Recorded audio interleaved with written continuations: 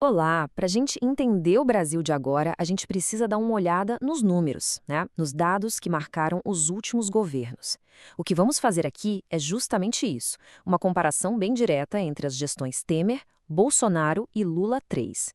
Tudo com base em dados, em políticas públicas. O objetivo é simples, colocar os fatos na mesa de forma clara para a gente entender os caminhos bem diferentes que o país tomou em cada período. Então, para organizar essa nossa conversa, vamos seguir esse roteiro aqui. Primeiro, uma linha do tempo rápida, só para situar todo mundo. Depois, a gente mergulha de cabeça na economia, nos impactos sociais e, claro, na questão ambiental. E, no final, a gente junta todas as peças para tentar entender o legado que cada um desses governos deixou para trás. Ok, vamos começar. Antes de entrar nos gráficos e percentuais, é super importante a gente entender o contexto. Essa linha do tempo é o nosso ponto de partida, a base para a gente conseguir interpretar direito os dados que vêm por aí. Então, nosso foco está em três momentos bem distintos e um na sequência do outro na história recente do Brasil. Primeiro, o governo de Michel Temer, ali entre 2016 e 2018.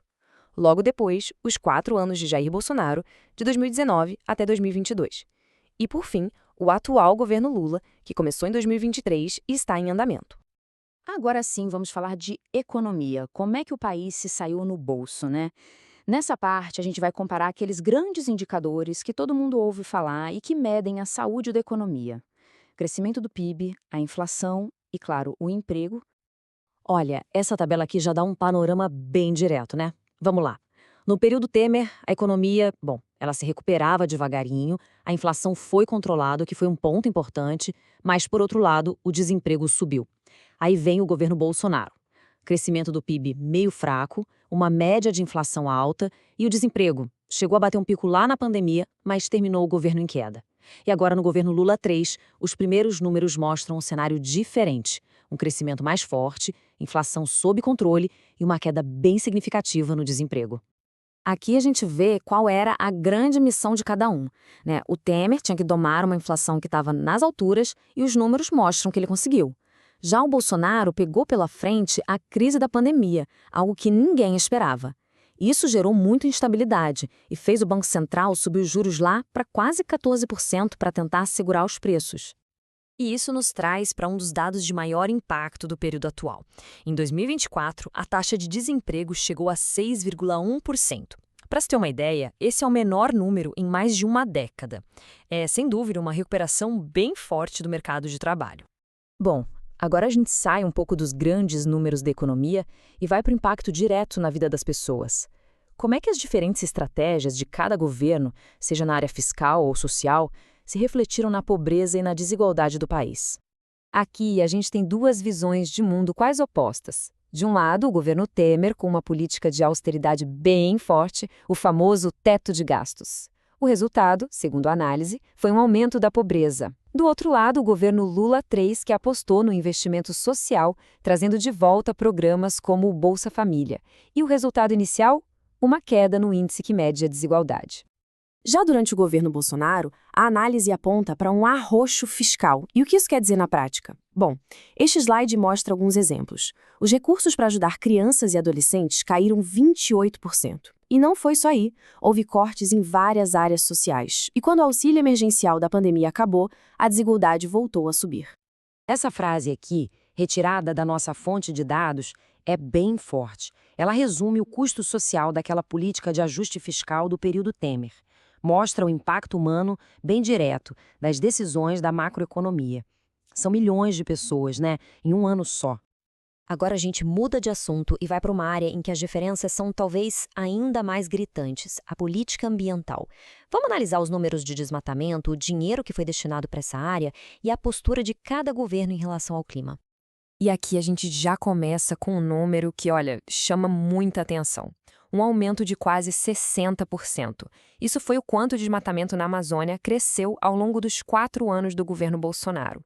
É um dado muito forte, né? E ele sozinho já meio que dá o tom do que foi a política ambiental desse período.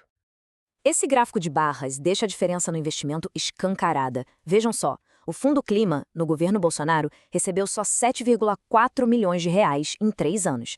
Agora, compara isso com a média anual de 1,75 bilhão para a gestão de desastres no governo Temer. E depois, o salto para 15,3 bilhões no orçamento ambiental total em 2024, já no governo Lula. Os números realmente falam por si. A fonte que a gente usou chega a usar a expressão desmonte institucional para descrever o que aconteceu na era Bolsonaro. E o que isso quer dizer? Que não foi só uma questão de cortar dinheiro. Foi um processo mais amplo de enfraquecer os órgãos de fiscalização, como o IBAMA, sabe? Reduzindo equipes técnicas e diminuindo a capacidade de punir quem comete crime ambiental. Pronto, chegamos na nossa parte final. Agora é a hora de juntar todas essas informações e resumir o que os dados nos contam sobre as marcas principais, sobre o legado de cada uma dessas 3 presidências. O legado de Temer, de acordo com a análise dos dados, tem essa cara dupla. De um lado, o controle da inflação, dos juros, que trouxe uma certa estabilidade para a economia, mas do outro lado, um custo social bem alto, com o aumento da pobreza e também do desemprego. Já para o governo Bolsonaro, o resumo da fonte aponta para retrocessos bem marcantes, isso tanto na área social quanto na ambiental, como a gente viu nos números de desmatamento e nos cortes de verba. E tudo isso combinado com o desempenho da economia que foi considerado fraco na média. E para o governo Lula 3, os dados até agora mostram uma recuperação bem nítida em indicadores-chave, como emprego, renda e desigualdade. Mas, ao mesmo tempo, a análise também aponta que existem novos desafios pela frente, principalmente na área fiscal, com o aumento do déficit público. E para fechar, fica uma reflexão, né? A gente viu aqui 3 caminhos bem diferentes, com resultados bem claros. A pergunta que fica no ar é: qual dessas abordagens define melhor o futuro que se busca para o Brasil? É o caminho da austeridade fiscal?